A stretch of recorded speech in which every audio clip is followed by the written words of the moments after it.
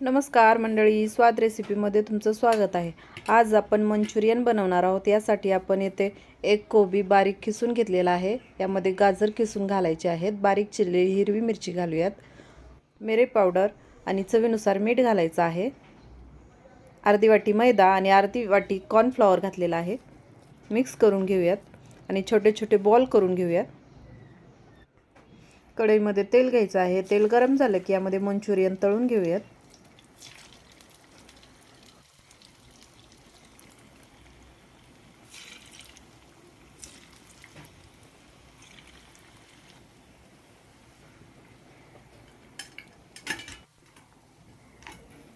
चांगले सोनेरी रंगाचे होईपर्यंत मंचुरियन तळून घ्यायचे आहेत।